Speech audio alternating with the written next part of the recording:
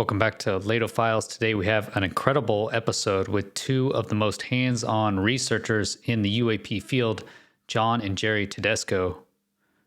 These engineer brothers built Nightcrawler and Nightcrawler 2. They're working on a Nightcrawler boat. It's a mobile lab packed with advanced sensors, and they've spent years collecting hard data on anomalous aerial phenomena. Their scientific approach is pushing the boundaries of what we know about UAPs. So before diving into this fascinating 2-hour conversation, I'm going to just roll a few highlights from the incredible footage and insights you're about to see. Stay tuned. This one is packed with eye-opening revelations. You don't want to miss it. All right, cool. So there's the airliner, and there's the object. Look at that. It's got a little bit of a wobble to it.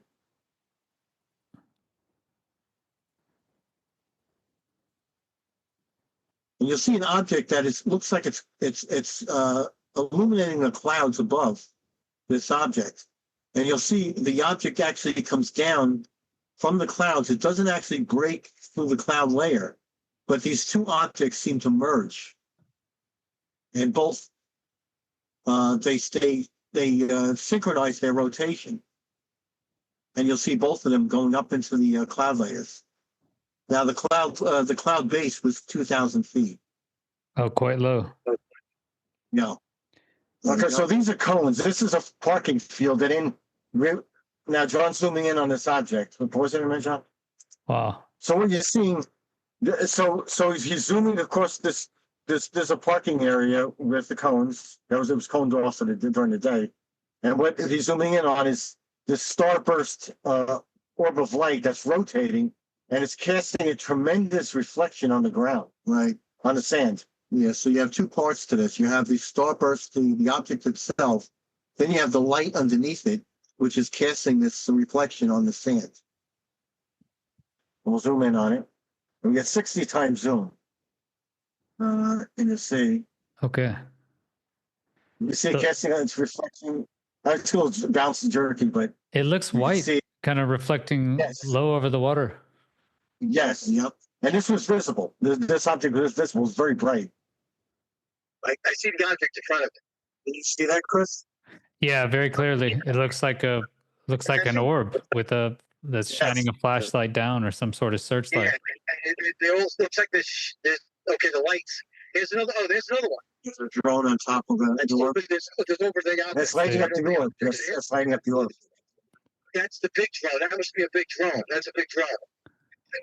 It's shining a light down. That is super weird. Yeah, I mean, it looks like a large object. And you couldn't hear anything. I mean, if it was helicopters, it'd be very loud. Yeah, it was really quiet. Just went bright. No sound whatsoever. The orb just went bright, and then you see the drone to the left. We had that pattern, that interference pattern. You can see it here. You can see the ship is actually showing a large return, but it's being ghosted. You can see it if you follow it around the display. Now it's repeated again down here. It's a ghosted image. Multiple reflections, and it's coming up. It's a solid return, and nothing else is producing it other than that ship, which is coming back late or it's a multipath. So I guess it's a spinning radar then? That's your spinning nav radar? Yes. This is the 360-degree rotation. It's coming back so delayed. Like you're talking, how fast can it spin? 1 second less? It's one rotation every 2.5 seconds. Okay, so it's delaying it a full second and a half, essentially. Yes, exactly. And then you see it stretching out these targets. Yeah, so these signals are coming back in seconds. They're long seconds.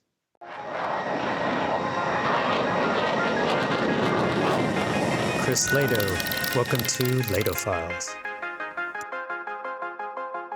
So we've been out there for 3 years now. We've been doing some research off the coast of Long Island, an area called Robert Moses State Park. It's the south shore of Long Island. It's on a coastal area, which is that's the furthest point south of Long Island. It's actually a barrier island. It's called the Fire Island National Seashore, and it's connected to Long Island by a bridge. Yeah, it's a thin piece of land. It's and separate from Long Island. Right. But it's nice and isolated. Yeah, there's no light pollution down there, and we have pretty much run of the night. You know, we have permits to operate down there overnight. So we're down there with our equipment and with our volunteers and so forth, and there was a time we would be doing this research overnight, all weekend long. So it's we'd stay out there and just document whatever we could, until 7, 8 o'clock the next morning. The nice thing is the public is restricted because we have a research permit, so the public is restricted past 7 o'clock. Then there's actually a park police that have them all leave at between 7 and 8.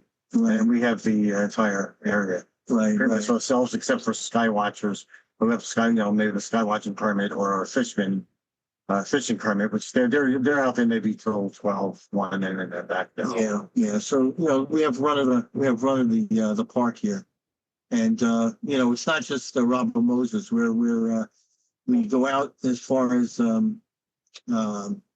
another area out east on Long Island. It's called Camp Hero, and it's a decommissioned military base. Yeah, and I'm sure you've heard all kinds of stories about the Montauk Project, and so forth. I don't know if you heard about the Montauk Project. Yeah, I have. That was where it was, the Montauk Project. Yeah, it took place also allegedly took place at Camp Hero. Camp Hero, yeah. So we have a permit for that area, and we also have permit for the north shore of Long Island, the area called Cedar Beach. Right. I mean, we had published a book back in February of 22? I think so. 23. So it's called The Nightcrawler, Eye on the Sky. The research, Long Island research, coastal Long Island on UAPs. We also wrote 2 papers that we've had published. One was on the research itself, which is published in the Applied Science, Open Journal of Applied Science. Open Journal of Applied Science, and I'll send you those links. We just published another paper in December of last year, which is entitled Mystique. It's called Unraveling Mystique. It's called Long Delay Echoes. Which is a phenomenon that's been around since the 1920s. But it's basically the radio waves coming back late. And we believe that the long delay echoes have something to do with gravitational lensing. This has to do with our radar. We're getting these radar anomalies since we've been out yet. And the radar signals delayed coming back. Especially when these objects are in our line of sight. Right. So what we try to do is we focus the signal on a larger vessel out there or on the water, the surface of the water, on the horizon. And the ship might be out there 20 miles. And what we're looking for is a big return. So we bounce it off the ship, and if we're seeing these objects in the line of sight of the radar, the radome antenna, we look specifically for these interference patterns that are coming back. They're producing interference patterns, but their signals coming back late, the INQ signals. Sometimes they come back seconds late, which is really bizarre because there's no attenuation of the signal. The signal is just as strong as when it left the antenna. Wow. So it's kind of bizarre nature behind it, but it's also the same effect that we believe is being reported by observers looking at the light phenomena, which we call this is mostly viewed at night. It's the spheroids. They can be in the visible spectrum, or they can be shifted into the infrared spectrum, and we'll see that. We'll see them actually change their signatures, going back between visible and infrared light. So these objects that we're seeing out there are not always visible. They're not always present, without night vision equipment. And it's our assumption. It appears to be some kind of signature management, because it looks like they can actually drift their spectral frequency. So they will occasionally see them visibly, but then they'll drift into the infrared, so we don't see it unless we're using our infrared equipment. Yeah, so it's a nocturnal light phenomenon that we've been seeing, and what makes them interesting is of course, their strange flight patterns. They're very quiet. There's no sound coming from them. They're in multiple colors. They'll be presented as white sometimes, or just white light. There could be blue light, orange light, red, and they seem to have also blue shifting and red shifting. So if you observe these under rotation, and most of what we see is undergoing some kind of rotation. Yeah, they're rotating spheres. That's what we're seeing, and they look like polyhedrons inside some kind of a field, or some kind of an envelope around it that's 4 times wider than the object itself. Yeah, we notice when the luminosity drops, when they're very luminous, so it's completely round. But when the luminosity drops, you can see this polyhedral structure underneath. It's like multi-flat-sided. I don't know if it's it's octagonal, or we don't really know how many sides it's got. But it's multi-sided. There's at least one reflective side or one luminous side. Yeah, that we're seeing periodically, where we're seeing what looks like a geometric pattern as this thing is rotating. You can see it. So it also has a tendency to go dark. Very much like some of the reports that we're hearing from law enforcement is that one particular agency in New Jersey had launched their own drone, and on their drone they have 2 camera systems. One is a FLIR camera, long wave thermal camera, and it's they got no signature, no signature coming back from these objects. And this is something that we've seen also over the 3 years that we've been documenting this stuff, is that we can see them in shortwave infrared, we can see them in infrared, but we don't get a long wave signature. We don't get a thermal signature. So you see them in shortwave infrared, but you don't see them in long wave. No, nothing in the long wave. And we'll see it in the infrared and shortwave, but not when we look at the long wave, the thermals. Yeah, because the long wave is really just heat, right? And near infrared is more optical, like night vision devices, correct? Right. Exactly. Yeah. And the night vision devices that we have is we have, of course, the near infrared that goes up to about 1100, 1200 nanometers. Then we have the short wave, which takes it from 1200 on up to almost 2500 nanometers. So it's we got a deeper perspective of the infrared, which is very helpful at night when you're looking at something that is cold, like the ocean. The ocean will come up, will be displayed in a dark, a very dark representation. It's simply because it's not reflecting any light at that point. It's being absorbed by the water. It absorbs all the heat. Yeah. Right. So if you see an object that is either coming out of the water, or it's floating above the water, or it's tracking across the water, we'll be able to see that object. It's clear as day. It's a way of differentiating the object versus the ocean or a blue sky. Where you basically have the same rules would apply. That's been a hot topic lately is USOs. So you've seen objects definitely coming out of the ocean? Yeah, there's definitely an affinity to the water, because most of what we're seeing is off the coast. It's either on the coast or just off the coast. And one particular instance, or maybe it was twice, we saw an extra orb of light that was rotating, spinning, hovering over the ocean, the Atlantic Ocean, right off the coast. And it was just maybe 50 feet above the water, and it was casting a reflection down on the water. And we videotaped it. It was out there for maybe an hour and a half to 2 hours, and then disappeared. The object was roughly 600 meters from where we were standing. Yeah. That And the interesting thing is we saw it on radar. We had these intermittent targets that were popping in on radar where that was. And we were also seeing it with our hyperspectral cameras.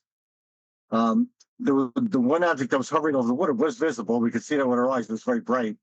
Then there were other objects that popped in, but they were in the infrared. It was the same kind of object, but they stayed within the infrared range. And it's like maybe 4 or 5 of them around this other object. Right. It was really interesting. So this is basically what we've been documenting over the past 3 years. Now, back in November of 22, we had a 3-week period where we were observing what looked to us to be like drone-type vehicles out there, and they seem to be accompanying the orbs. And we believe that it was some kind of a surveillance operation where they were actually tracking these orbs of light over the ocean, and the only time you can see them is with the night vision equipment, or if these some of the lighting systems that are on these drone-like vehicles, they would light up some of these luminous orbs in front of them. Oh, really? They'd light them up with lights. Yeah, so you could see them. You could actually see them, reflecting that light. Yeah, they actually looked like they were shining search beams at these orbs, like objects following them, and these orbs would try to evade them or move out of the way. But all the orbs were in the infrared. You couldn't see those with your eyes. So that was seen with the infrared camera. But the drones, when we say drones, drone-like, because we didn't see structured drones, we saw double lights or flashing lights on them, but we couldn't see structure itself. It's too far away, maybe. Yeah. Well, some of them actually pretty close. There was these two the size of probably cars, and they were completely quiet and hovering off the shoreline. But they were doing these crisscross patterns at different elevations. Yeah, they're not. I mean, nothing that. They weren't small drones. These, like I said, these were large drones, the size of cars, if that's what they were, and we're not even convinced that that's the case. Yeah, so we've been calling them drone-like. So I'm not sure they're drone. I'm really not sure what they are. Right. When did that start? So when did you start seeing this, where it looked like drones or something like drones following the orbs? We started seeing it in the last week of October of 2022. It was the last week of October, and then it was 2 weeks in November that we saw them. And then we didn't see the drone-like objects after that until now. Right. But then we had the incursions. The orbs, orbs were more common. Right. We had the incursions again in 2023 in November. We observed that for a period of time. It was about a week or two. And then in 2024, again in November, we started to see these objects again. And it's at the same time that New Jersey was having this big drone flap. Right. But it wasn't really New Jersey. It was the entire Northeast. They keep saying New Jersey, but it was the entire Northeast area. I mean, we've seen them ourselves, and we've recorded, quite a few of them. Odd behaviors, again, it's some of the flight behavior is unpredictable. Even with these drones, they seem to be extremely fast. Whatever they are, they have at times almost like instantaneous velocity. They can move from one location to another in an instant. We've talked to some of the law enforcement officials that we've been working with, and they've been described. This is exactly how they've been describing the objects. They may look like drones, but they certainly don't behave like them. They can loiter the other thing is they can loiter for long periods of times. Yeah, one of these objects we watched it, and it was stationary for an hour, and then it took off at maybe at the same speed as a small aircraft, maybe over 100 miles per hour. Right. Well, we could share, Chris. We could share those videos with you if you want. That'd be amazing. Yeah, I'll just put them over while we're chatting here. All right. Yeah, might as well do that. Right? Yeah. So let me see if I can dig it up here. That'd be perfect. So that's the UVC sensor. Let me see if I can. And again, the UVC sensor is used to detect whether it's a coronal discharge. It's these objects are going off, or a plasma. Yeah. And so you can match that against the spectrometer, right, to see if. Yes. If it's a plasma, it should give you some sort of discrete line on the spectrometer, correct? Yeah, it'll be in the you'll get a narrow peak, And it'll be down in what, 198 Yeah, well, nanometers. the spectrometer that we have, the spectrometer goes down to 194 nanometers on the UVC, and it'll go up as high as 1200 nanometers on the shortwave infrared. So it's got quite a range. Plus, of course, the visible light in between. So something like a plasma or electrical arc would be 198 nanometers, 200 nanometers, something like that. And this is the specialized photo tube in here that's designed to liberate those photons, those UV photons, once they hit the center of the tube. So what do you see? Very What is these things made out of? What kind of materials or what's coming up on the spectrometer? The only thing we're seeing is this is a one-shot detector for the UVC that we used out there. We haven't had a chance to use the radio spectrometer we had. We did that. We just more recently purchased. Okay. And that we had to wait for some funding for it. Right. What we're using these one-shots, these UVC one-shots. And when we had an object that off the coast that was drifting, there's a large blue object that was moving along the coastline. It actually triggered the UVC sensor 3 times. Right. So that's what we believe there was some kind of chromal discharge or some kind of plasma sheath around something or on the object. Right. Yeah. Yeah. So what you're looking at here, Chris, is it's a binoculars fitted with a spectrometer, and it's actually on the top here. Oh, cool. I don't know if you can see the mouse pointer. Yeah, that's when we're looking at the object, we can align the spectrometer at it. Right. It's got quite a bandwidth. Oh, cool. This is some other equipment. This is a hyperspectral camera system. This is a fully integrated system. This was a 3rd generation spectral systems. The first one we used, of course, they were all separate and mounted on the RV, and we had a bunch of separate pieces of equipment. Now we've integrated it into this carrying unit. Yeah, and if you see in the front here, you have shortwave infrared camera. There's a thermal camera, a FLIR. There's a UVC camera. There's radar, the millimeter wave radar system. Nice. There's a night vision camera up here. Everything goes into a recording process. It's all the streams, all the video streams are processed together. So we have multiple views of everything that's coming in. So it's recorded all at one time. So if something changes its spectral signature, we will see that. We can make that comparison from one camera to the next. And that's where you're saying that it'll change its actual spectrum, is what you're saying. Exactly. Yeah, we'll see. We'll see them change their spectral range. Yeah. And there's another view of it, and there's a set of there's the headset, forward-looking headset here.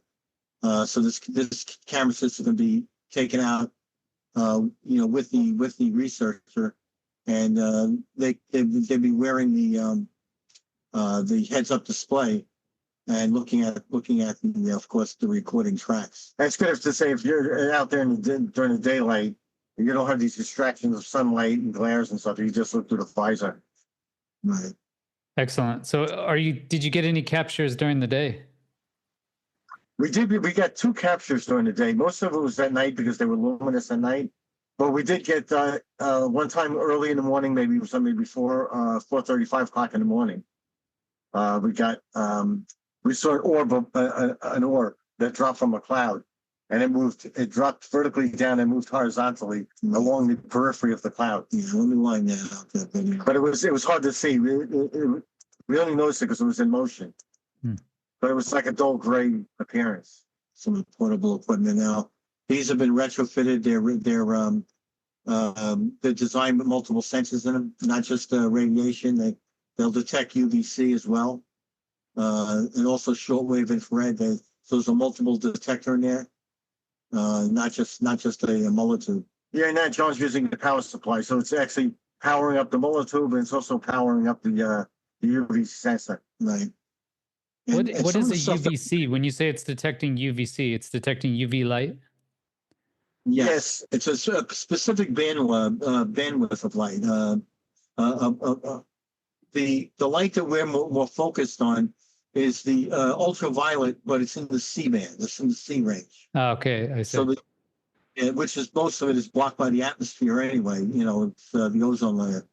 But with the UVC, with that particular bandwidth, like I said before, it's 185 to 260 nanometers, and that covers a unique area where plasma discharges operate in that region, coronal discharges, coronal arcs, electrical discharges.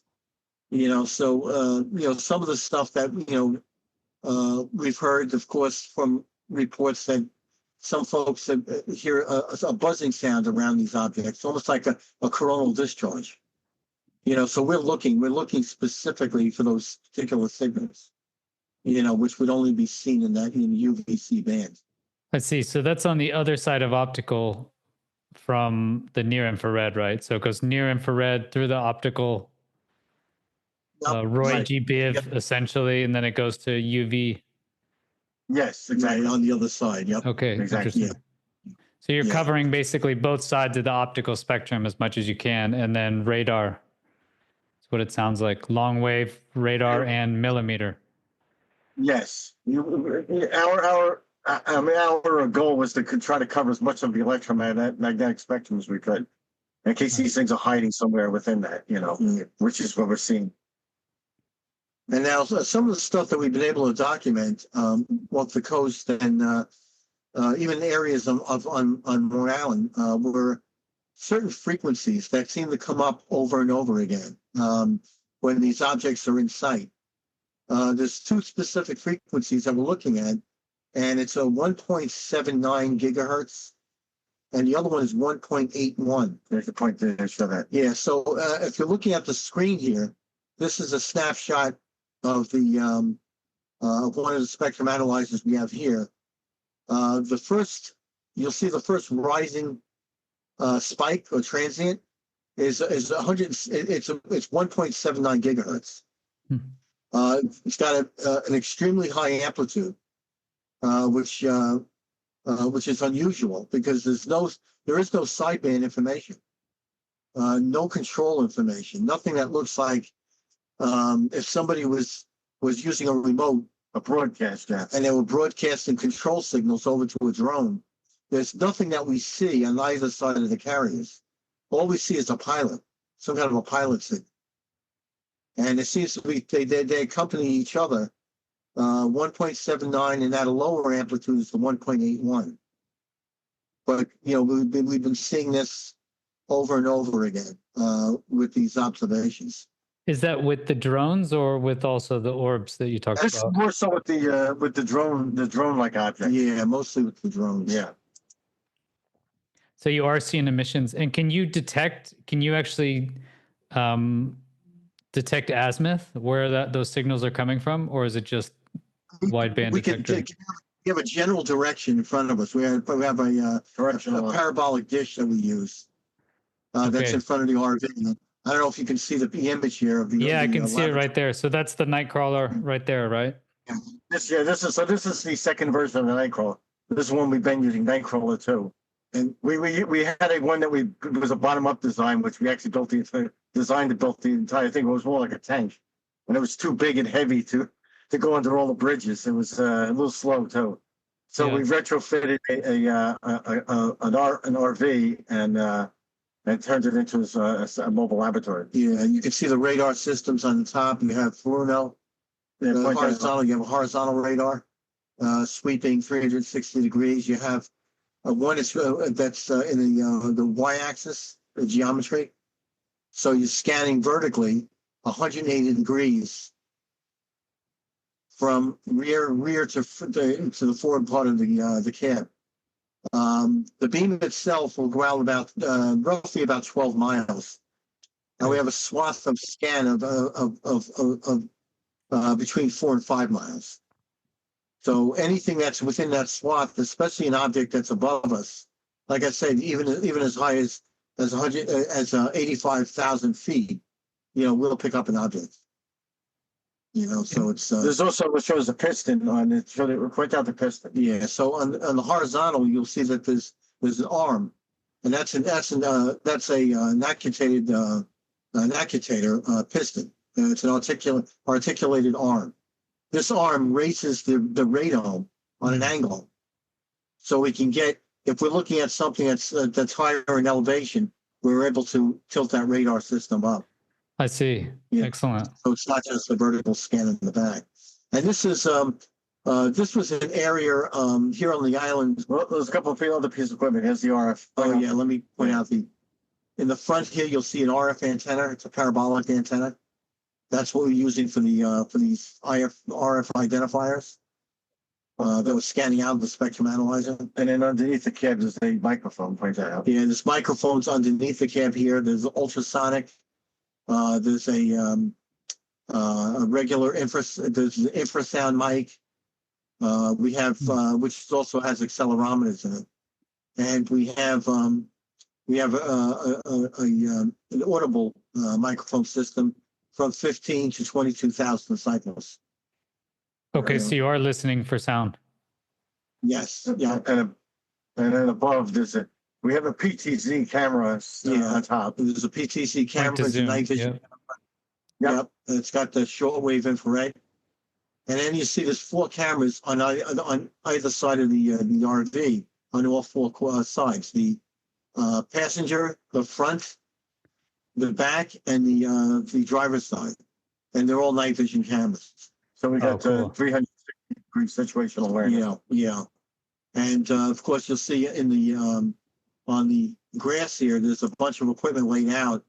We were at Kabreski Airport last month, and we were tracking drones, drone occurrences over the airport. So this was an area that was reported actually shut down temporarily. There were four different times of drone incursions, and the 4th time there was 17. So allegedly there was 17 drones that were or drone-like objects that were seen. Yeah, so we brought our equipment out there, and we documented those RF carriers again. And although we didn't see the drones there that night, we did get some interesting signals, that were radio signals that shouldn't have been there. And this airport it's in an area called the East End of Long Island. It's West Hampton. Yep. So that's the book. It was written. That was back in February of 23. And we actually had a third author in that book. It was John and myself, and then we had a researcher named Donna Leonardo, who was out there with us pretty much full time. She was out there with us. She was she had once worked as a private investigator, but she had a background in communications and very tech savvy. So what was your most compelling capture so far? What's the one where you're like, man, this is gold right here? We have several of them actually. We have the orb I was talking about before that was rotating, hovering over the water. That one. We have another object, another orb-like object that was hovering over the beach, which we could show you. And then there was an incident we had in August 28th of 2022. It was after midnight. It was 3 orbs that were in a triangular formation off the coast of off the coast, and they were in a fixed position there for 45 minutes. Wow, 45 minutes. So for sure it's. Oh yeah. Can't be a plane or satellite. Yeah, we did all the background work and the ADSB, and these things were in fixed positions even in 35-mile-per-hour wind gusts. Wow. And we actually at the 45-minute mark is we actually sort of dissipate. They actually spread out, and we saw a large red orb of light that flashed out, and they were all gone. Yeah. Wow. Very stable in that those wind gusts. Then very, very stable. Let's see.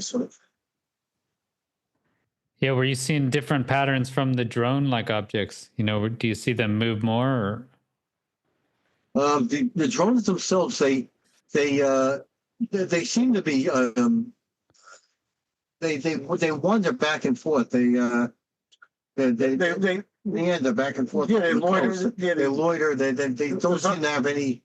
You know, they'll be over highways. We'll see them over highways. As a matter of fact, last night I saw them over at Bulls Hill, in your direction, your house. Yeah, they seem to hover over infrastructure areas like the highway, like roadways, or sometimes over people's homes off the coast. It looked almost like a surveillance operation. They would loiter back and forth. They would hover in stationary positions for long periods of time, up to an hour, maybe longer. Before you play, I just want to set it up. So this was in November 13th, 2022. It was an object we saw about 12. It was 12:31 in the morning, and it was a large blue orb of light that was actually changing it was actually giving off a chromatic display. It was actually changing some of the colors, and it was rotating. The object was rotating, completely quiet.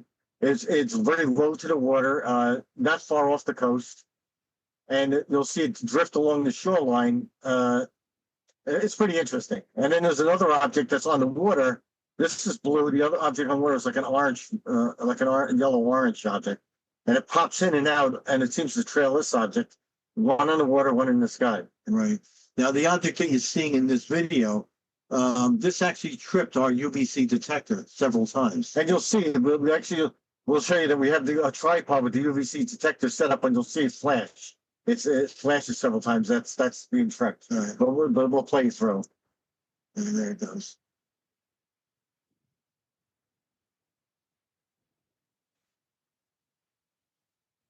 And it almost looked like a plasma.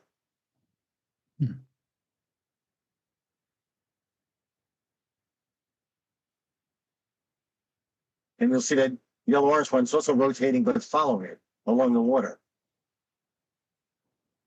And then we zoom over to the side. That's a tripod. You'll see flashes right there. Yeah. See the blue flashes? Yes. That's the UVC. That's the UVC detector being tripped. Okay, so it's picking up what you're talking about as those possible, like a coronal discharge gives up UVC. Yes, exactly. Yeah, exactly. And we'll play through again. This was this surprised us. It was actually pretty amazing to watch. Yeah. Did you get any radar hits on it? This was very low, and at that time we were all outside. We weren't watching the radar. We were on the beach recording it. So we did try and have somebody run back to take a look at the radar, which we should have did. We should have one of us run back. But the radar hits are very intermittent at best. They're the objects might even be too small for the radar. Yeah, especially if it's polyhedral shape and it's rotating, could be deflecting the radar signals, and that's what I mean. Maybe getting an intermittent return. We get scattered returns. Yeah. Yeah, because you said they're smaller, right? What was the size? Yeah, that's about that object was about the size of a car. Yeah. So here's another object. This is a cylindroid that we saw in the early morning hours. Okay, so this is one of the daylight objects that we saw. Actually, John videotaped this with a 120 times zoom camera. How can you tell the distance on these objects? So we have multiple rangefinders. Yeah, we use LiDAR rangefinders. So we have LiDAR, and we also be using the radar, the handheld radars as well for the velocity and range. Also, the intermittent, when we're using X-Y axis radar system, even if we get an intermittent return, we can still tell the distance and where it is and the relative mass. Can you see that, Chris? Yeah. All right, there we go. You see the video playing? I do. Yep. Okay, great. Okay, so John's going to find it. There's an airliner on there. You'll see the cylindrical object past the airliner. And then I slow it down, and you'll see it. And it looks like it's either self-luminous or it's very reflective. Yeah. And shining, reflecting sunlight. Maybe. Here we go, frame by frame. Okay, so this is 25% speed. Yep. All right, cool. So there's the airliner, and there's the object. Look at that. It's got a little bit of a wobble to it.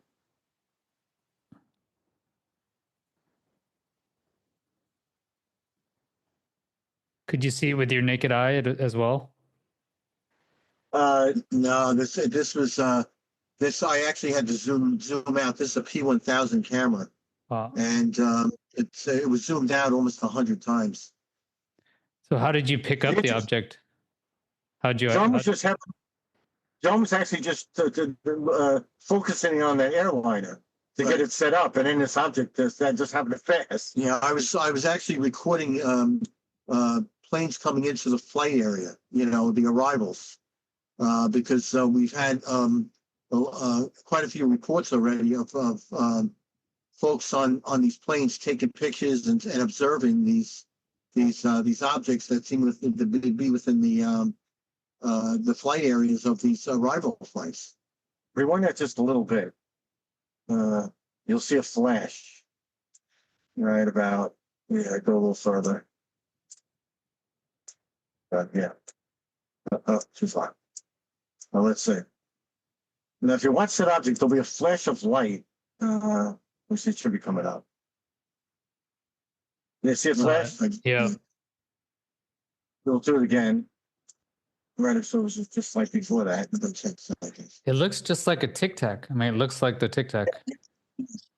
The interesting thing is there's one frame that actually flashes, and we actually froze it on that one frame, and we enhanced it, and you'll see the object actually changes its orientation. It has a club shape to it.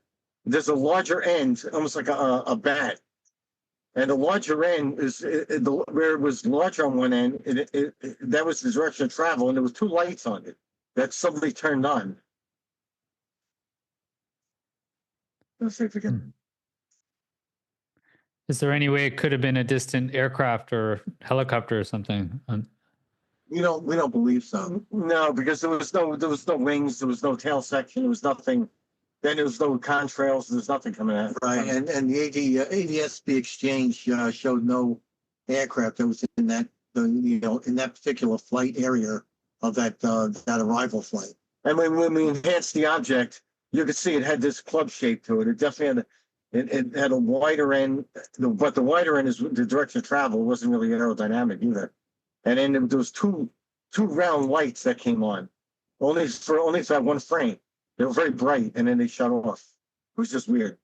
And so that's just a long-range optical camera, yes? Yes. No.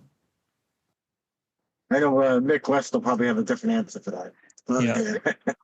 It's a balloon or something, or it's a solar balloon. I don't know.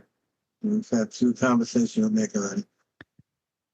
All right. So there's a rotating polyhedron, and this was in an area of Robert Moses called Democrat Point, and you'll see an object that looks like it's illuminating the clouds above this object, and you'll see the object actually comes down from the clouds. It doesn't actually break through the cloud layer, but these two objects seem to merge, and both they synchronize their rotation. And you'll see both of them going up into the cloud layers. Now the cloud base was 2,000 feet. Oh, quite low. Yeah. Oh, that's amazing right there. And this is IR? This is IR. This is IR. Yeah. But this was actually visible. It was also visible to the eyes. Me and Donna were watching with binoculars. It was pretty amazing. Yeah. Let's do this. Let me open it up. And could you tell the distance on that object? Or how could you know distance? You could tell by the clouds. Yeah, we could tell by the cloud, the cloud-based data. The altitude was 2,000 feet. And we knew approximately where the object was. So we were able to use the rangefinders and do some triangulation. And based on the camera's field of view, we actually got a size, the distance and size of the object. So what was the answer? So the object size was between 2 and 4 meters, like what we were measuring, with every other object that we were seeing out there, anywhere between 2 and 4 meters in diameter. So car-sized, essentially. Exactly, yeah. Do you think it could have been like one of those car-sized drones that they kept talking about? This looked more like the Orbs because this was definitely a polyhedral shape. And it was a rotating polyhedral shape. Right. It glinted, actually glinted, almost like a disco ball, as you see a disco ball rotating. And so that's with your naked eye. That's what you saw. Yes. Right. Okay, so this here, I'm just gonna. And how just far to was it? The object Remember? was roughly about a half a mile from where we were observing it. So that's it. So not 3,000 feet. Yeah. Yeah. That's really so it's close. yeah. And of course, Mick West, he posted this and he tried to debunk it. He said it was an aircraft and it was the video wasn't very good. That's why you didn't see the wings. And of course, we didn't see the anti-collision beacons and we didn't see the navigation lights. Yeah. But And there's no strobe. Yeah, it's just No strobe. no strobe, but it was a plane. And then he says, of course, the other light was its reflection of its landing lights, I guess, on forward lights on the cloud. Yeah, he's a character. You know. And then of course he said, Oh. yeah, it was just a ridiculous explanation. And Mick provided another video similar to ours with an aircraft actually going up and approaching that cloud. The only difference is you could see how the intensity of the forward lights, which are 600 watts. We would have seen that with the IR camera.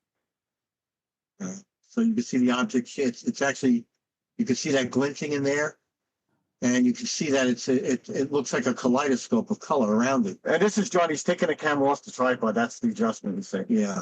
So you see the kaleidoscope of color, the rectangular rotation, and then you see the secondary object. Yeah, they appear to merge. And they look like they're almost like they're cohesed together. Yeah, when we slowed the frame rate down, we could see that they joined and they actually rotated together. A synchronized rotation. Yeah. Oh, that's impressive. I mean, it's only 3,000 feet away. You're going to see that clearly with your eyes. Yeah. Right. And like I said, I was looking with a pair of binoculars. It's, yeah. So were you looking at it with binoculars at that time? Yes, I was. Oh, amazing. And what I saw was that it looked kind of like a disco ball. Wow. That's the closest. Okay, this is interesting. Let's set it up first. Yeah. So John's he's gonna set up a video where this occurred at what 2:30 in the morning, John? Yeah, this was 2:30 in the morning in an area called Democrat Point at Robert Moses State Park. So it's an area of beach, which is on almost like a peninsula out there, and there's a channel that opens up to the ocean, and on this area of beach, 2:30 in the morning, we recorded a starburst, an object that seemed to have rotation. It looked like it was an orange reddish glow to it, and it rotated over a beach area.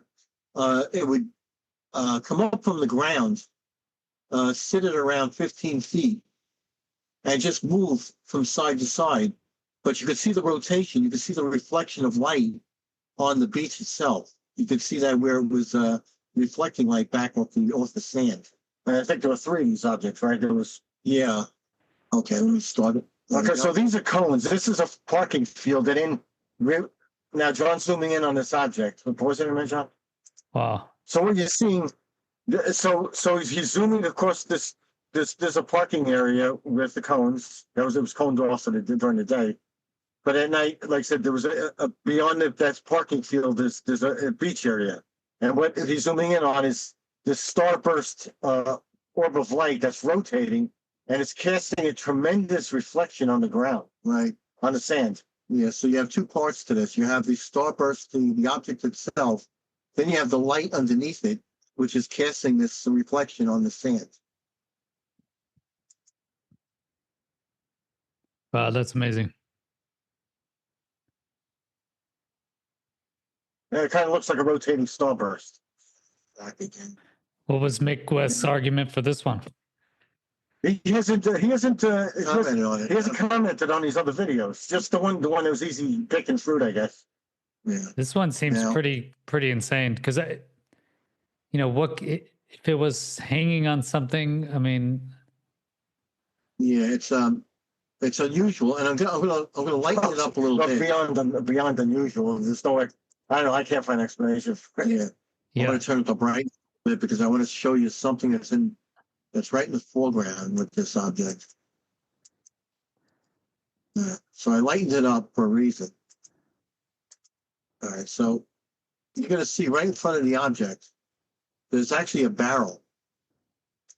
There's a barrel sitting right in front of it. It's a safety barrel, and the object is just beyond the barrel on an area of beach. So we know exactly where this object was. And judging by the barrel's maybe 5 feet, 5 feet tall, maybe 3 feet wide, okay. And the barrel. and you can tell that object is pretty large.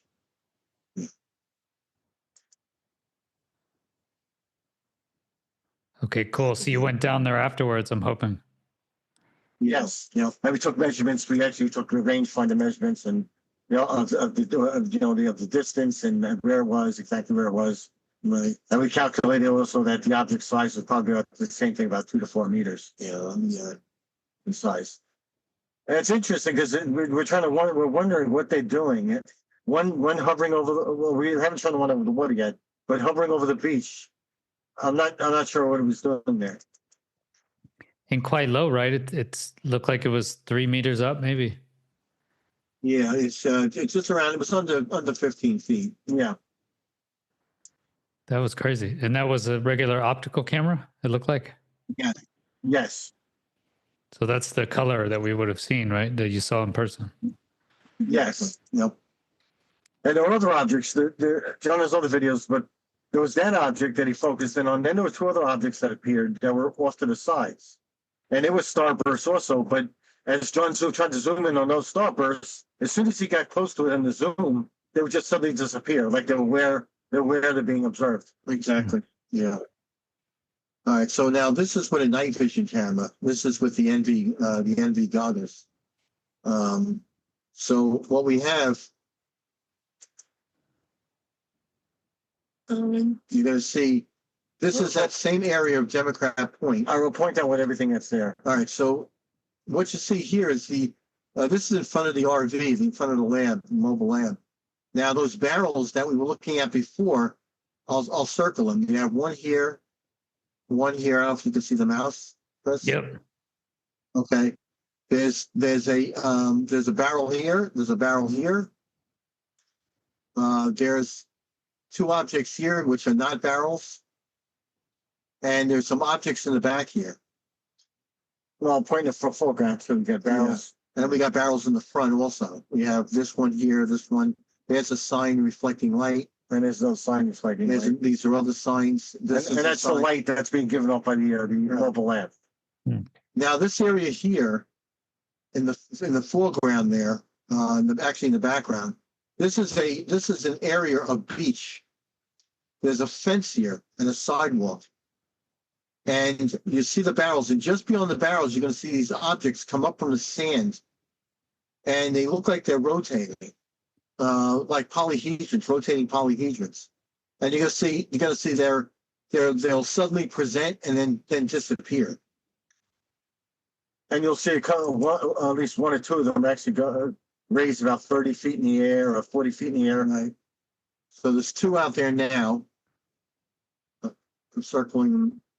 Okay. There's 2 here. This is a building out there. That's a bird that just passed. Yeah, that's a bird. Okay. That was a seagull. Yeah. And you'll see these objects. Yeah, so here. Yep. Okay, then you can see these objects back here. These are not barrels. But they're almost like they're doing mimicking. You know, they line themselves up in such a way that it looks like it could be barrels, but they're not. Now, if you look in this area over here, you'll see all of a sudden you'll see an object rise and then translate to the right or left. See the nuclear head here? Yep. Yeah, there was several things going on. These objects they rise out. It looks like they're rising out of the ground. You can see one over here.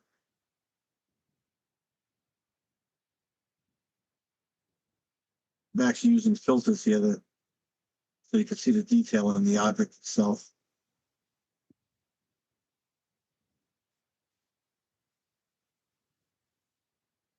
And again, you can definitely see rotation in there.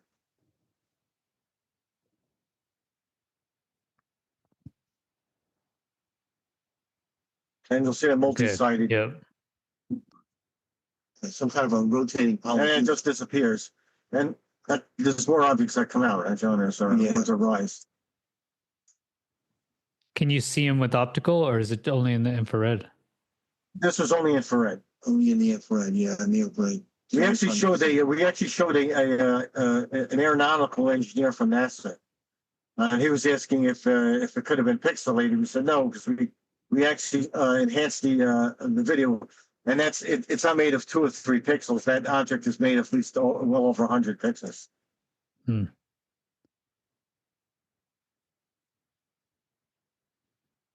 And if you can see, it looks like a polyhedral object rotating. Yeah. Multi-sided plates.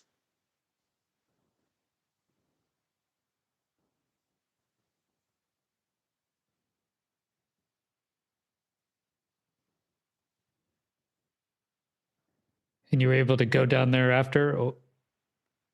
Yes, and there was nothing there. You know, it was interesting though. There was the depressions in the ground. Oh yes, that's right. There was these circular depressions about maybe 2 feet wide.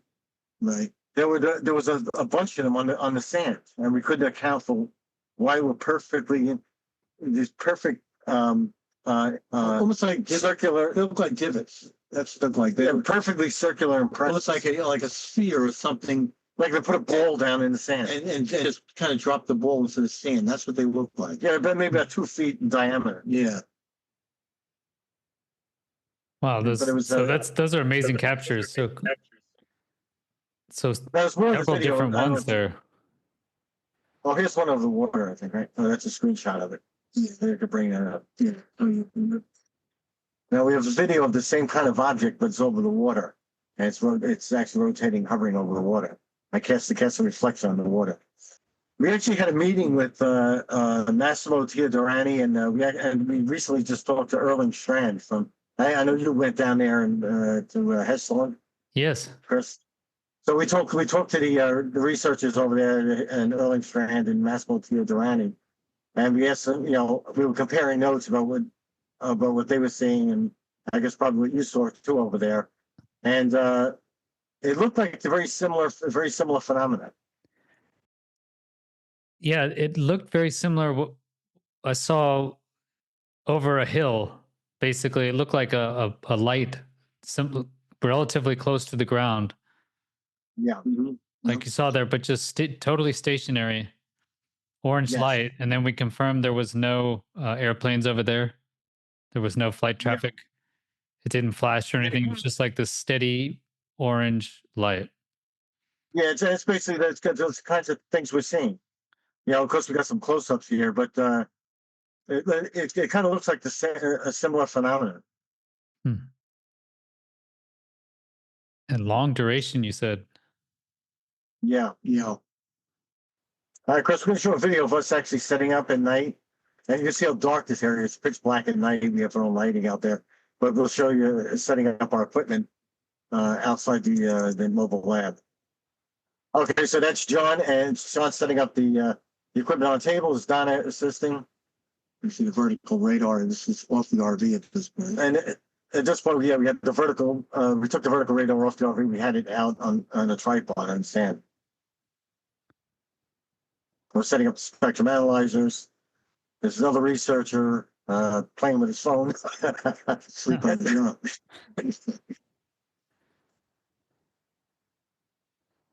And it was very humid that night, so Donna's wiping down some of the monitors. This was the first night crawler. This thing's a tank.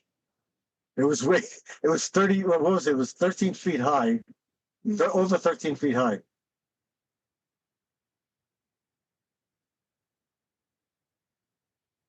It was dark gray. They actually blended the environment. It had a stealth feature to it.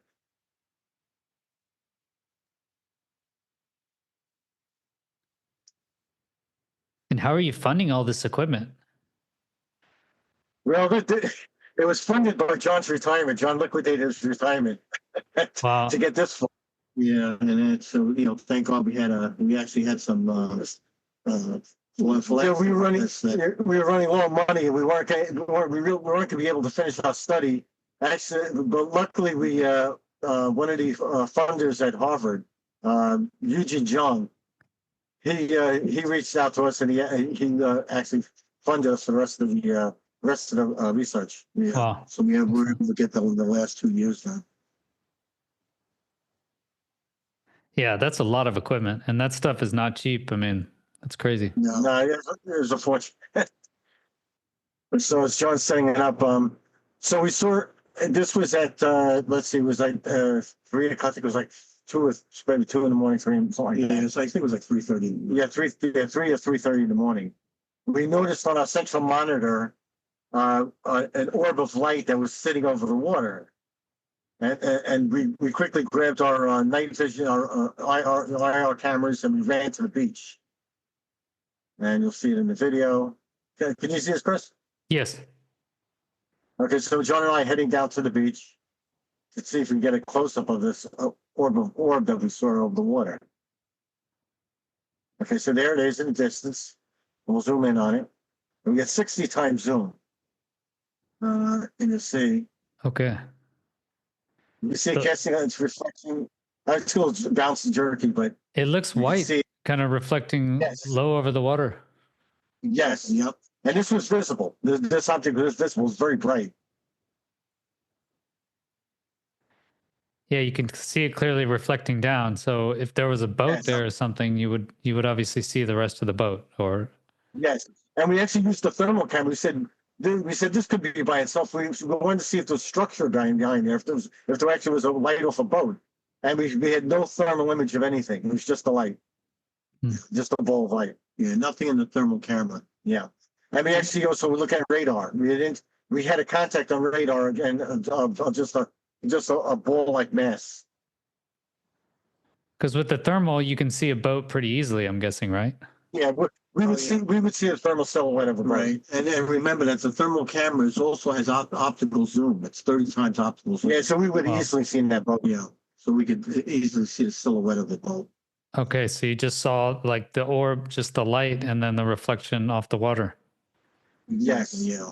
Wow. Here's again. How long was it sitting there?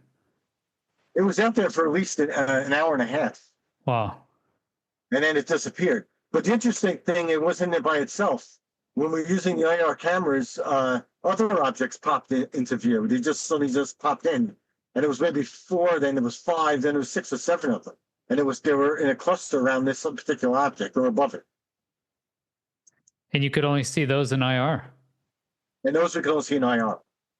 Wow. Let me get now. I'm going to bring up that recording back in November with the drones and the orbs that we saw together. And we started to realize that with the layered view of the cameras, we were noticing that they were shifting their spectral ranges. These objects, they had the ability to do that. And they go from visible to IR, at least from visible to IR. And of course, once they drift into the IR, they become invisible to the eyes. I guess what would be the mundane argument is that they're turning off the lights. You would still see IR. Like if you had drones out there that just turned off their lights, Yeah. I guess they would shift into IR. Right. Yeah. And it's I mean, if these things have they're pretty complex spectral management, signature management. If you can't show, if you can't get a thermal signature at all, it has to be matching the background temperature. Yeah. That's there. In order for it not even to show up a fraction of a degree difference. And the interesting thing is that thing hovered out there for an hour and a half. one thing we considered could be some kind of drone. Like, Yeah, so an hour then and a half. what's the power? Then what's the power source? Yeah. And then it also giving off that much light, it was cold out. The batteries would have gone down. Okay, so At 3 in the morning as so well. Like, what are you doing at 3 in the morning? the video, can you see that, Chris? Yes. All right, so this video was taken in November 12th of 2022, and this was what looked like a swarm of drone-like objects to us. This occurred. It was between 7 at night to, I'd say, 11:30 at night. Yeah. And what you'll see is you'll see these drone-like objects that flash, and you'll also see them. Some of them look like casting search beams, and you'll see these round objects, these orb-like objects. The round objects, the orbs, were most of them were invisible to the eyes. We can only see those in the infrared. This is an infrared video. The drone-like objects we could see visibly, and they were bright. Of course, they were large and they were quiet. So this is right off the coast, and just see some of these. They said that it's drone. Yeah, they're all flashing, Joe. You see it? No, come on down. And you know, some of these objects are very low to the water. Some of them were actually sitting on the water.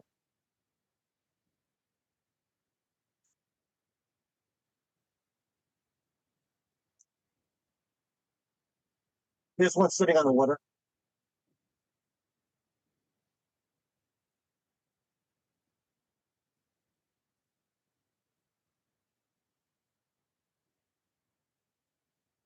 There's the drone. This is where he believes the drone. You see it. Joe, yeah. Yeah, you can see a spotlight for sure. Yeah, some kind of search beam, spotlight. Then the drone. These are all drones, that's a drone. There's a whole bunch of objects down here. Like this one right in front of us right here. Is that, oh no, it's two. There's two. One's coming, one's slow.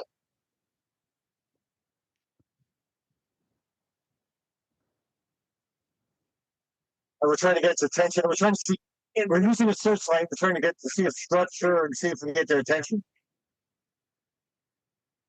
That's why these cars around here.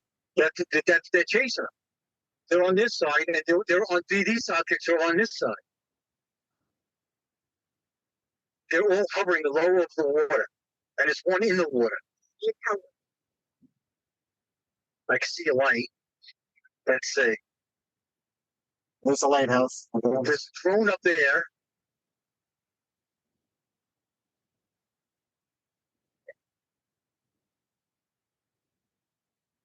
Oh, they're flashing the water. There's something in the water. And that's a drone. Something in the water. That was a drone-like object above that was flashing a light down on the water. Yeah, I can see the reflection. Right here, Donna. It's right here, right in front of us. Yeah, take the camera away. It's right there. Is it at the edge of the water? Or is it on the sea level? Oh no, it's this thing. It's this thing above it that's flashing. Yes, the orb is the drone above it.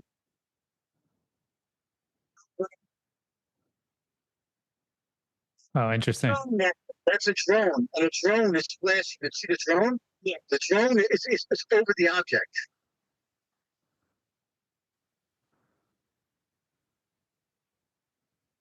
No, the object's now it's flashing. The object's rotating. So is this still the same? That some of these look like objects. These orbs were actually disappearing. They were popping in and out. The lower on. And there's one over here. There's a whole bunch of them. And this was something over here. There was someone that's right in front of over there. And you guys are out there multiple nights in a row, right? I mean, you're going to see nothing most of the time, I'm guessing. Yeah. Was it?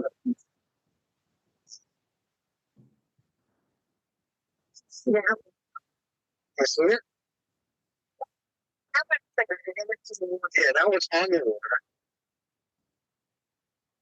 I'm seeing, I see something flashing down there. Okay, this one is still, this one's over the water. This one is glowing right now. That one's over the water. And I see two rotating objects up here. There's a lot of them out there. They're all hovering over the water. Like back to September. And see this drone here? Look at the headlight, Donna. See the headlight? It's lighting up the cloud. Wow. So they're actually looking, and there's an object in front of it. I see the object in front of it. Did you see that, Chris? Yeah, very clearly. It looks like an orb with that's shining a flashlight down or some sort of searchlight. Yeah, they all looks like this. Okay, the lights. There's another. Oh, there's another one. There's a drone on top of the orb. There's over the. That's lighting up the orb. That's lighting up the orb. That's the big drone. That must be a big drone. That's a big drone. It's shining a light down. That is super weird. Yeah, I mean, it looks like a large object. And you couldn't hear anything. I mean, if it was helicopters, it'd be very loud. Yeah, it was completely quiet. Just went bright. No sound whatsoever. See the orb just went bright, and then you see the drone to the left. Hmm. Look at these two: the headlight and the object. Could you see an optical? See it? He's got the headlight. The headlight shined on the object. Hmm.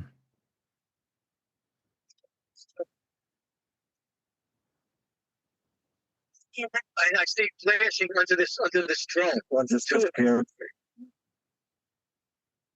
Yeah. Not appeared again. Yeah, it looks like it's going under the water. It's hard to tell. It's going underwater. They're doing that for a reason.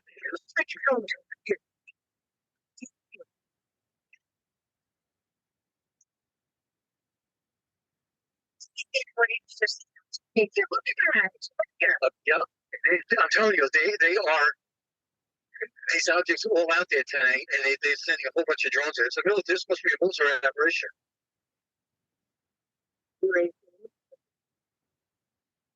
Those are UAP. I'm telling you, now there's two of them. Now he's turning the light around. Yeah, it looks like a military operation, but with no sound. See it, right? Yeah. Like helicopters would be super loud if they're that It's just crazy tonight. less than a few miles away. I see there are a bunch of objects over the water.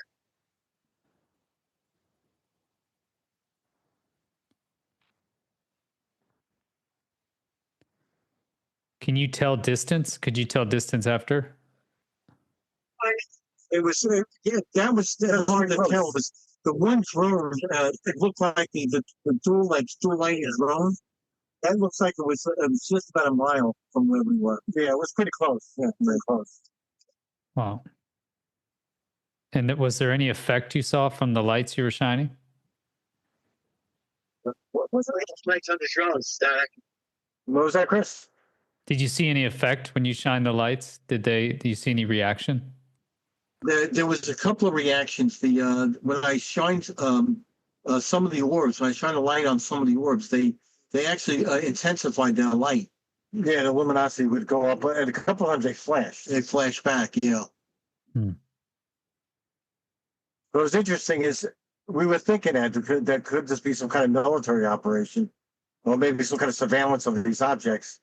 So we reached out. We had Donna reach out to DHS and to the Coast Guard, to the Marine Bureau of Law Enforcement, and to several other agencies. Nobody would take credit for what was going on out there. In fact, they acted like they said they weren't aware of anything. Yeah. I mean, you couldn't get any response. I mean, actually, we also went to Chris Mellon, and we asked Chris, is he aware of why there'd be any military assets off the coast of Long Island? He says, not that he's aware of. He says, I don't even see a reason why he would be, we'd have assets out there.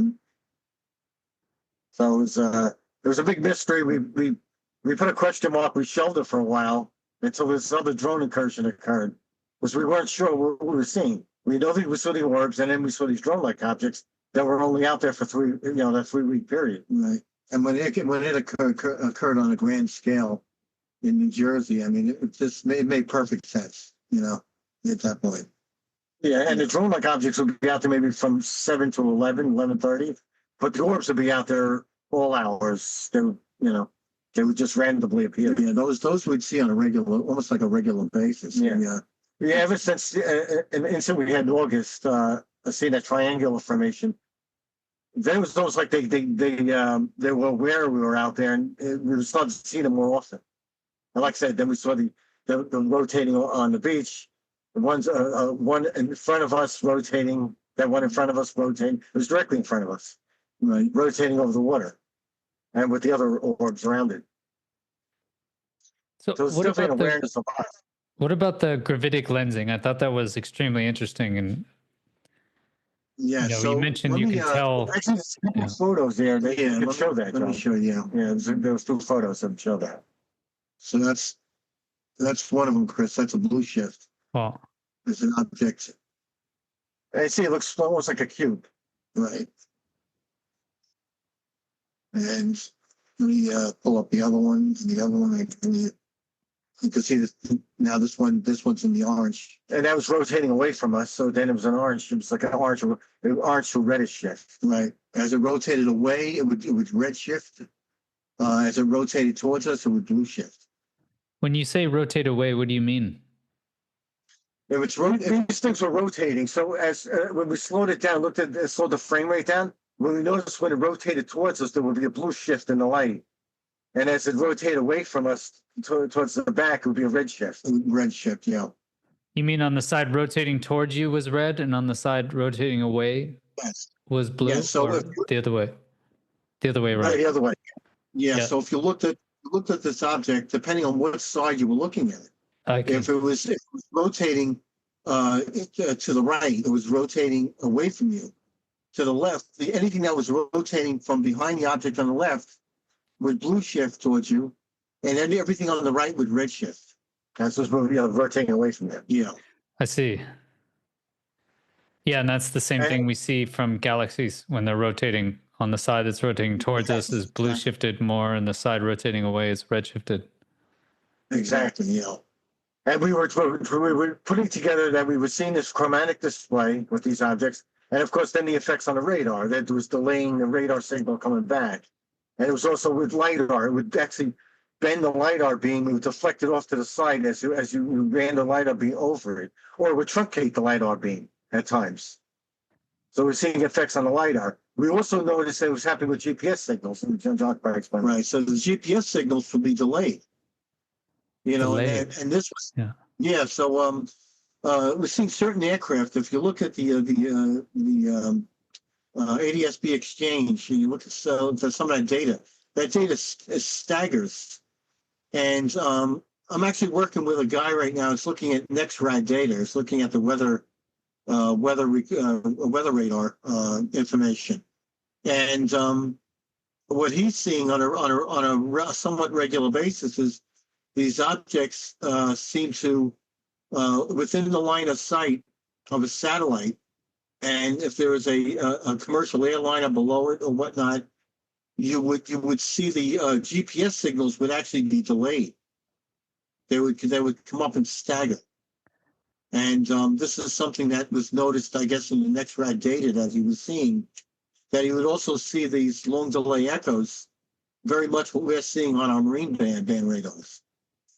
So like And it's this here, guy's- if there's a ship behind this object, then you would actually see the ship further away, I'm guessing, or part of the ship further away. You would actually see it stretch the ship.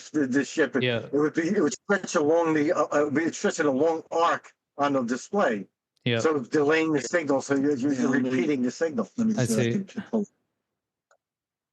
So it just looked bizarre. It's only when these objects were in the line of sight. Yeah, let me bring it. Mm.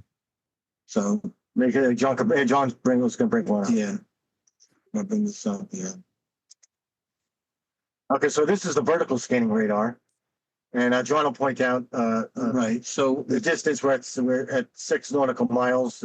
yeah. So on the scope itself, let's see. All right. So we're at each ring is representing half a mile, half a nautical mile. So we're looking at we're actually at 2 nautical miles. yeah 2 nautical miles away, but each ring is 0.5 miles. Right? Yeah. So the object. I don't know if you can see my mouse. Yes. All right. So this is a ship right here. This is the target. This is the that we're actually looking at with the radar. This target is off the shore. It's roughly about it's about 2 miles away. It's a smaller target, but you can still see it. And in the line of sight, you don't see it on the radar, but there's an object that's between the radome antenna and the ship. And that we can see on our night vision cameras. When we did the scan, when we had that pattern, that interference pattern, you can see it here. You can see the ship is actually showing a large return, but it's being ghosted. You can see it if you follow it around the display. Now it's repeated again down here. It's a ghosted image. Oh. Multiple reflections, and it's coming up. It's a solid return, and nothing else is producing it other than that ship, which is coming back late or it's a multipath. So I guess it's a spinning radar then? That's your spinning nav radar? Yes. Yeah, this is the 360-degree rotation. It's coming back so delayed. Like you're talking, Yeah. How fast can it spin? 1 a second less? Yeah, it's one rotation every 2.5 seconds. Okay, so it's delaying it a full 1.5 seconds, essentially. Yeah, exactly. And then you see it stretching out these targets. Yeah, so these signals are coming back in seconds. They're long seconds. And then when the object left, did those signals go away? They returned to normal. Yeah, return to normal. You would see the normal target of where the ship, the size of the ship, and even right. It was pretty wild. Yeah, Wow. and this we're getting 7 out of 10 times that we're seeing this. With the objects in the foreground. That's amazing. Yes. So with the papers, our hypothesis was, could this be gravitational lensing from some kind of propulsion system or Yeah, let me gravitic system. Yeah, let me just put let's do this. I wonder if you could also see it on optical effects. If you could see the light from the ship in the background. It should also bend it. Yes, it's with the object itself. These objects, they have a very strange chromatic disposition about them.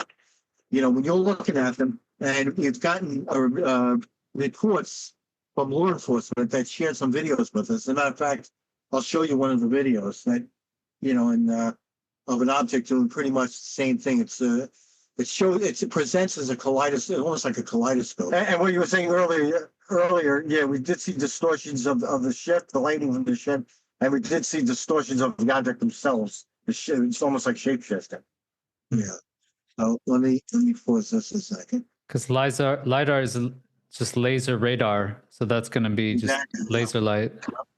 Yes, exactly. And in the infrared, it's 905, I believe, nanometers. Let's see. Okay, so John's going to share a video. This was handed to us by a police officer. A friend of theirs was driving, I think, to work at 4:00 in the morning, and he saw this object in the sky. He said looked like a disco ball or a Christmas one with a whole. He says with a whole array of colors flashing as it was turning, as it was spinning. And he saw it in. This was over a highway called Middle Country Road. It's over an area of Long Island called Middle Island. Can you see that, Chris? Yes. So this is what he recorded. Wow. That's what you're talking about. Looks like a disco ball. Yes. Yep. A kaleidoscope. Yep. Very defined. You can see that red and blue shifting up there.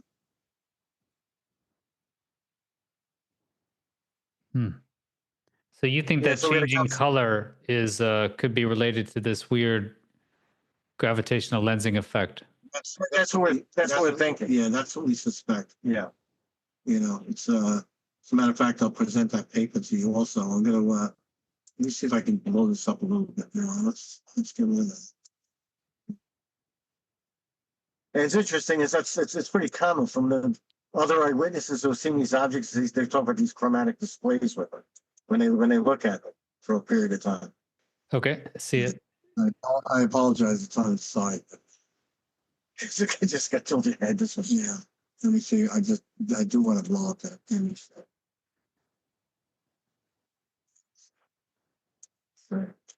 there it is. Oh, cool. And that's the object. And it's That's interesting. amazing, You see these dark areas too around it. We're wondering if this is a concentrated, maybe a concentrated magnetic field. Yeah. I mean, I kind of suspect that these borders that you see out there on this object. So, let me just pause it. Wow.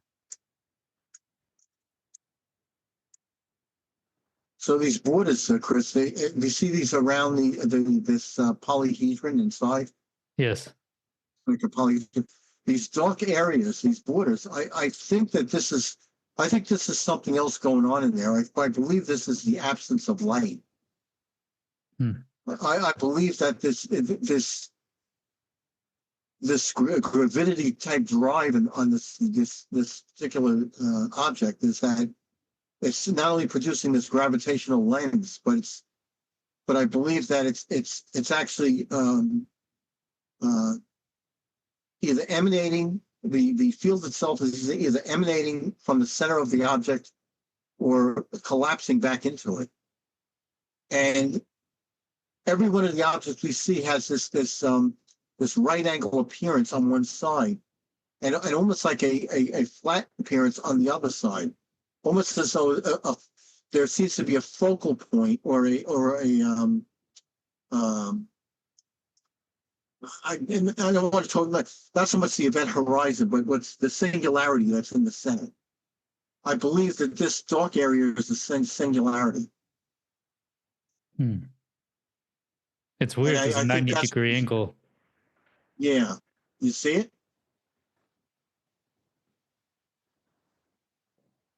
Yeah. I believe that that's a gravitational lens. But that dark area, I think these dark areas in two circles here, and then you have up here, this is where it takes on the shape of that right angle. So it looks like there's an area where there may be a source of a field, either emanating out of and then collapsing back in on the other side. Almost like a heart-shaped pattern. I see. Or almost two perpendicular fields. Yes.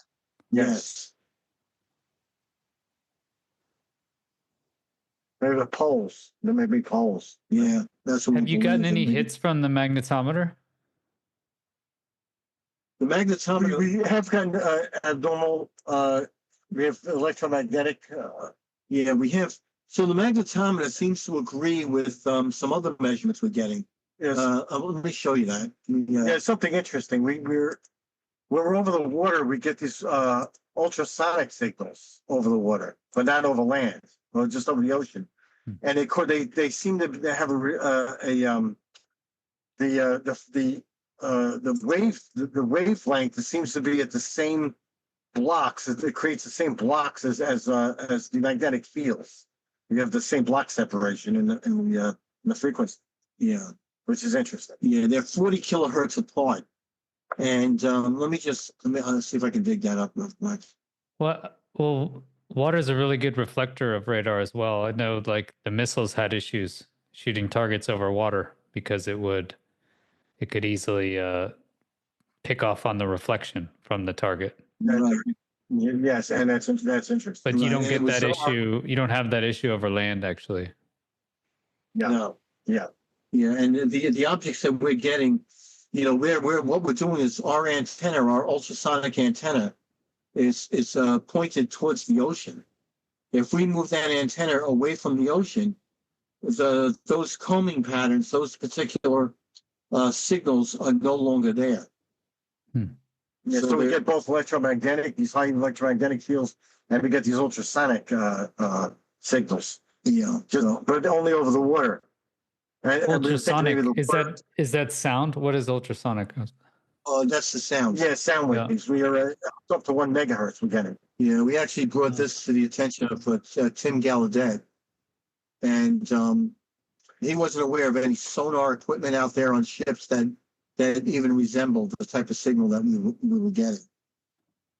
Yeah, he said he couldn't explain it. Yeah.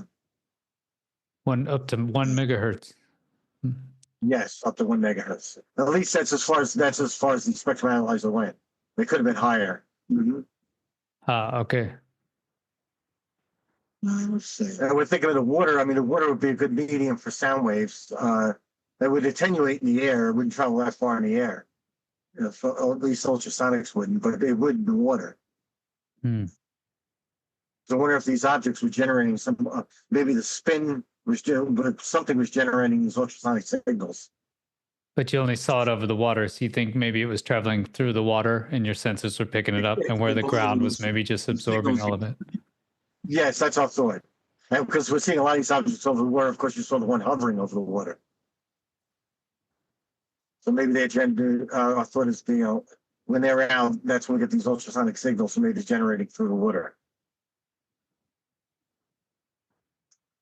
Well, at least it's propagating through the water. So what is next for Nightcrawler? How can others contribute or benefit from the research? Well, if we get funding, it'd be great. We're actually trying to do we're trying to expand it to look into USOs. We'd like to do is get if we had enough funding, is to get like maybe a small motor yacht and retrofit it with the equipment. Maybe get a 360-degree sonar, an omni sonar, probably an ROV with a long tether, with a high definition camera, and actually go out off the shore and start looking. Maybe where these trenches are. Like there's a deep water trench off the Atlantic and across the deep water trench off the Pacific coast. Well, we can at least look at the one off the Atlantic coast. Okay, so let me present this. Here's the spectrum analyzer. Now the signals that we were getting, that RF signal, there was 2 signals, and you can see it here on this is called the Spectran. It's by Aeronia, and you can see the 2 signals. They look like pilot signals. The one is 1 point. It's about 1.6 to 1.7 gigahertz. And you obviously see a secondary signal that's coming up. It's about looks like about 1.8. And this is what they call the peak detection or peak capture. That was the only way I can intercept these signals because they occur very, very quickly. They're almost like transients. So is that the same gigahertz you were mentioning earlier, where you saw it as 2 bands really hitting at specific megahertz or gigahertz? Exactly, it's in the gigahertz. Yeah, it's 1.8. I'm sorry, 1.79, and that's the larger pulse. And then you got 1.81, which is a secondary. And we were getting pulses during our time out there. We were getting 1.6. But that could be an error rate of the spectrum analyzers, or the one we were using at that time, right? Yeah. And I know that Skinwalker Ranch was talking about getting a 1.6. Yeah, they were talking about 1.6, but we're actually measuring something that's just a bit higher than that. And it could be, and like I said, the 1.6 could be the result of the error rate. Yeah. And what's GPS? So the GPS it seems like whatever's happening to the radar signals is happening to the GPS signals as well. They're being delayed. They're being propagated in odd patterns. They're being multiplied. So if these objects are within the line of sight, let's say it's between a satellite transmission, and it's above an aircraft, that's going to cause a lensing effect of the GPS signal. And I believe that's what this other guy that we've been working with. He's been working with the NextRad data and getting the delays on the GPS signals. And also the website is up too. We have it's all one word. It's called nightcrawlereyonthesky.org. Okay. And that's our website. Oh, okay, cool. You know, and you see, I believe the pictures. Yeah, there's some pictures there, but also the journal articles are also on that website. So that's this is something that we're continuing to do, and we're in the midst of putting another paper together using a spectrograph. Yeah, we're doing a paper on radio spectroscopy, where what we're going to do is we're going to identify these specific signals or specific frequencies of light of man-made halogen lights and LED lights of aircraft, and we'll put together a spectral signature of each. This way, we can identify all the man-made aircraft maybe by just the lighting. And of course, anything that's anomalous or is generating a plasma, obviously, is going to be very different. Yeah, so we'll have those particular spectral signatures, and hopefully, make it a little bit more elaborate, put it into an AI system, so it'll be able to identify aircraft based on its signature, lighting signatures. Yeah. So that's all. We're hoping that'll help with this detection methodology. Make it easy. Yeah, it's excellent, guys. I mean, thanks so much. Those videos were amazing. All different types of videos, all different spectrums. We saw optical, we saw infrared, we saw the radar you're tracking, as well as the actual gigahertz. You mentioned specific gigahertz. Right. You have the UVC picking up that band as well.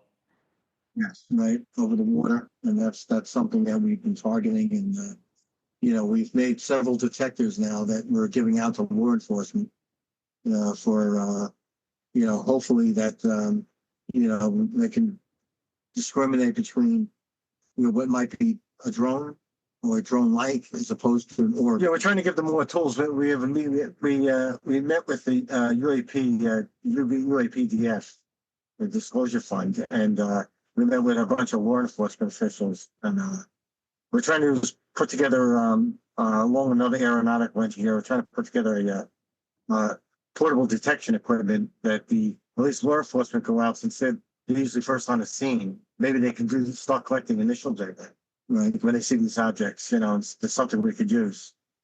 At least any researcher could use. Yeah, I mean they're on the front lines, and some of the observations are being made from 60 feet away. So we suggested that they could use their radar guns. Oh, good. Wow. Yeah, just tweak it a little bit. They can track. I mean, as long as the object's the size of a car, they can track these things in the air. It doesn't matter if it's on the ground or they usually use stalker type speed radars. And these speed radars, they're 24 and 36 gigahertz. If the squelch control is shut down on them, they can be used to detect motion up to 3 miles away. Yes, so might as well just start using their own radar. So they'll have an advantage. The sports radars will do the same thing. You buy the sports radar guns. I have a small model of it. So this is typical. I mean, they call this a pocket radar, but I don't know if you can see it. Huh. It's got the antenna on the back, and if I hold down the button, it gives me dashed lines, but I'll pick up the interference there. Tell them something's moving at 87 miles per hour behind us. Yeah. So these pocket radars, this one here, this has a range of about a half mile. It's about 2,500 feet. So, I mean, it's pretty good if these are used mostly for sports events, for tracking the speed of a baseball, or you can use it for a car going by or whatnot. You can detect the speeds, and this will go up to 200 miles per hour. But it also, it can certainly be used for detecting movement of these objects if they're, within the line of sight of the antenna. That's interesting. That's what they wanted up in Hessdalen, with some type of LiDAR radar system you're talking about. They wanted LiDAR, I think. Yeah, that's something they could use. Yeah, we talked. I think we mentioned this. I think we did mention it to Erling and his team. Yeah, they could take advantage of these. Yeah, definitely a speed gun. Either a sports speed gun or a police use speed gun, LiDAR or radio waves. I would probably lean towards the radio because that goes further. The LiDAR guns they have a range of about 2,000 feet. The police speed guns, on the other hand, they'll detect motion as far out as 3 miles, depending on the size of the. Yeah. And I was really intrigued when you talked about the gravitic lensing. That's the first time I heard about it. But I've done a lot of videos on gravitational lensing, where it's really based on refraction and energy density. And so really the light is essentially slowed down. Effectively you have different speeds, and that's why you'd see it curving. Yeah.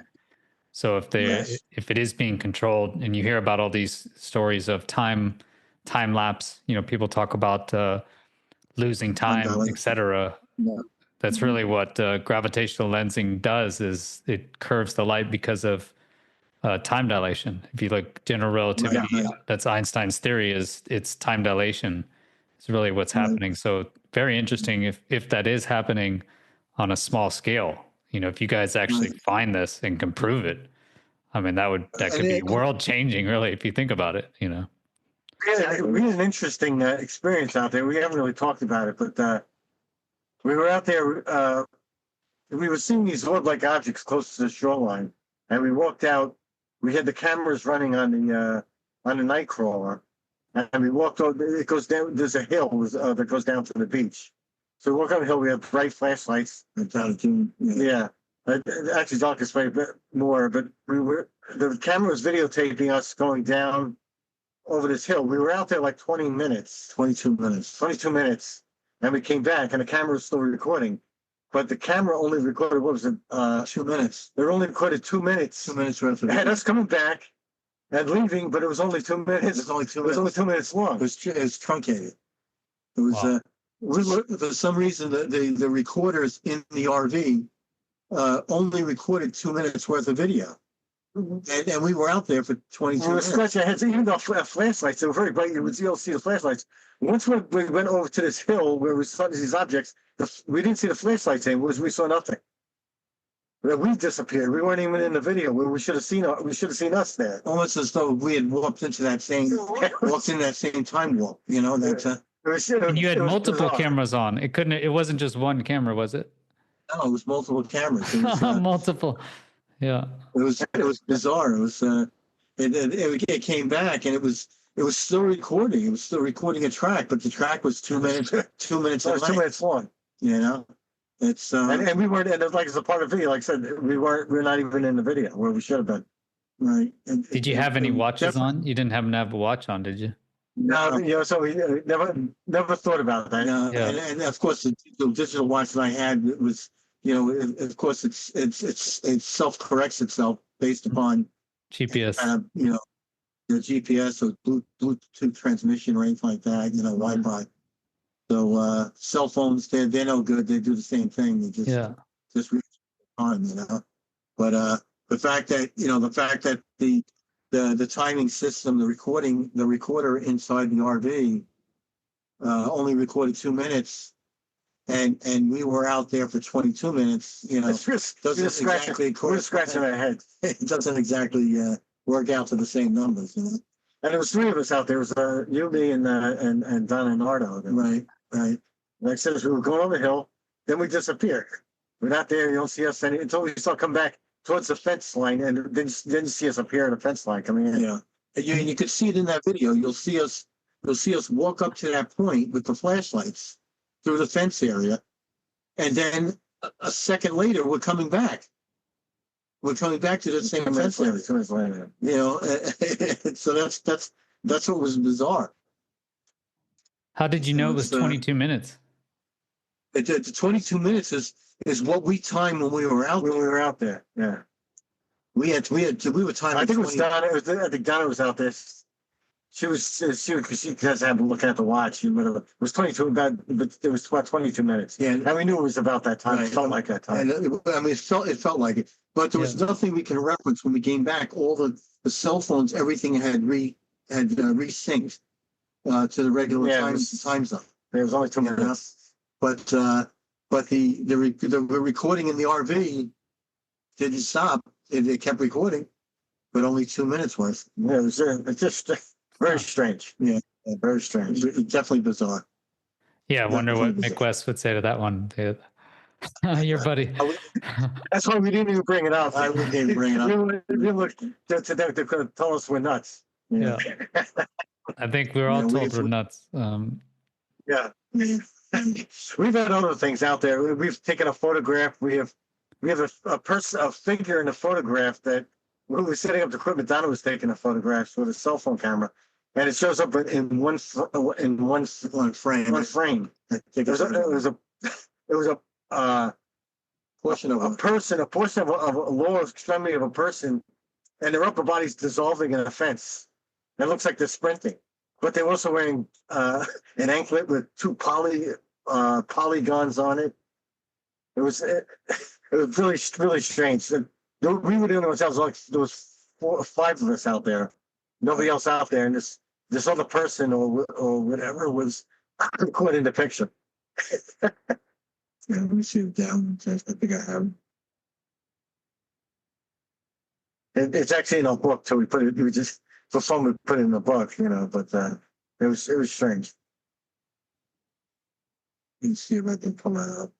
Some of the high strangeness that seems to accompany these things. Right. Yeah, Nolan. Yeah, we actually had other people out there. We had Gary Nolan out there for about 3 hours one Saturday night. We had Ryan Graves and a few members of the AIAA out there. Oh, cool. And these are things we don't normally share because we don't want to look like we're totally far rocker. Do you want me to not share it? No, you could see. Well, we already talked about it. It's now it's just for fun, but it's we can't explain it. All right, so this is the photo. I don't know if you see that, Chris. The Yes. Photo? Yeah. Okay, so you'll see there's a couple of items that are in the sky here. This one in particular. This is a moon. Or That's the moon, I believe. Yeah. And then there's an object here on toward the bottom, and then you're gonna say if you look over toward the sign where it says no pets. All right, I'm gonna blow it up. Yeah, you'll see towards the fence line. And I'm gonna bring it down. Yeah. Someone's So what do leg. you see? Yeah, they're at the lower calf, and they're wearing some kind of anklet with two 5-sided polygons, charms on their anklet. Yeah. Like a charm bracelet, but Yeah. just a random leg. And it's muscular. The calf is really muscular. And look, you can see the shadowing. The light from the RV is hitting the front of the fence. But look at the shadowing here. Yeah, where's the shadow come from? It's actually lit up with the light. And it takes out part of the fence too. Yeah. The shadow. And you can see the same color of the person. You see the color of the person. The upper body's dissolving, but their shadow is still there. But their upper body, physically, is not there. That is a weird photo. We showed that to 2 computer scientists, both PhDs, and they do video analysis. They couldn't figure it out. Yeah. What were you taking a photo of? Do you remember? It was. We were just Object. Donna was just she was just taking pictures of us setting up our equipment because if you look to the left of that, you'll see tripods. Yeah, she was focused on this object. And she was focused on that orb, like on that teardrop object in Yeah. the sky. Ah. So she And was this- she did actually see that object, because I was thinking maybe it's a lens flare from the moon or something, but It could, I mean, it could have been, yeah. No, I don't think so. I think No. she was focused on just that but object. I know she was taking random pictures. She's taking pictures of her intent was to take pictures of us setting up the equipment. Yeah. And somehow she caught that. She says, "What is this?" She shows us the picture. And We said was that- anybody out there with you that was wearing a bracelet with no shoes on? No, nope. That's so random. It's just the five of us and nobody else out there, and this extra figure from nowhere. That It is just super happens. weird. It just happened again. What do they call it when you jump in the picture? Yeah, A selfie bomb or photo bomb. he photobombed the Photobomb, picture. Whatever this was, photobombed the picture. Wow, that is really weird. Because And it that's not couldn't the be a only thing. reflection from anywhere. Yeah. I have no idea. They said that's when we sat down with these two computer scientists who says, maybe you could help us explain this. We sat there with an hour with them going over the photo, and they were just they found it extremely strange. Yeah. Well, like the object in the sky. I mean, I could see how that could be possibly a lens flare. Normally it looks like that. Maybe it's the same shape as the moon, but the leg. Yeah. Someone's obvious leg. Yeah, all the detail and the color and And then a shadow.